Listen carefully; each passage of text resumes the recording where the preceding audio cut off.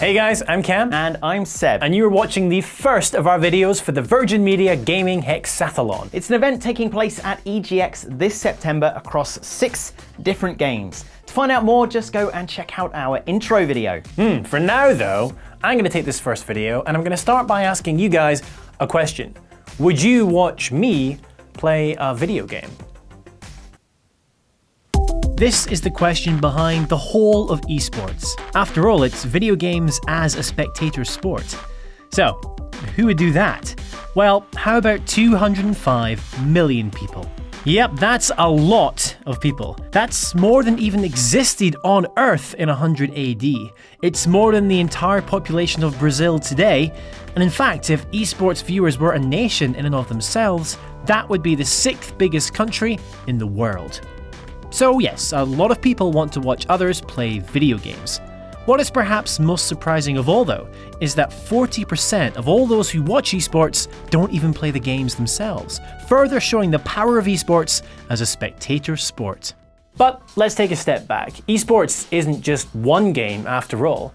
In fact, professional players compete across loads of different titles, with new ones being released every year, all trying to be the next big esports sensation. There's strategy games, shooting games, fighting games, sports games, card games, that's right, card games, and a whole new class of games which form a central pillar of the esports acropolis. The football of esports, the Eurovision of video games, must surely be the multiplayer online battle arena, or MOBA.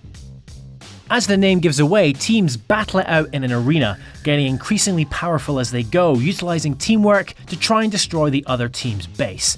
It's a bit like chess really, except... Actually no, it's nothing like chess, people just always say that. Esports doesn't just have a huge game audience though, it's also got a massive wad of money strapped to its belt. The esports market, already worth $194 million per year, is set to be more than double that by 2017, at a predicted value of $465 million, putting it alongside established major sports like hockey, baseball, and cheese rolling. In fact, if it continues on this path, it's set to be worth as much as American football before the decade is out. This huge sum of money is sprinkled throughout the whole esports industry like some sort of delicious cake. There are teams, the makers of the games, the leagues, the channels, and of course the events. And speaking of events, these tournaments don't just take place on the interwebs, oh no. Sold-out stadium events are commonplace around the world, with attendance figures frequently reaching tens of thousands. There is even a proper stadium in the South Korean capital Seoul dedicated to esports competitions, and it's due a massive upgrade next year as well. And the demand is definitely there, as over 40,000 people crammed into the Korean World Cup stadium to watch the League of Legends World Championships last year. But it's not just South Korea who have their own esports arena.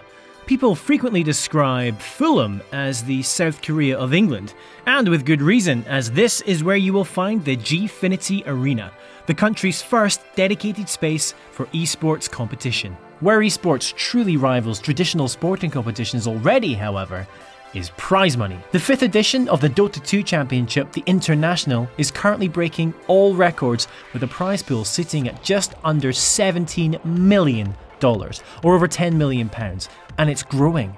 To put that into context, that's more than this year's British Open Golf Championship, which had a prize pool of 6.3 million, although still less than Wimbledon 2015, which had 26.7 million. The first ever esports competition didn't have quite this level of prize money though, and in fact that's exactly what Seb is going to be exploring next time, the history of esports. I bet none of you can guess just how far back it goes.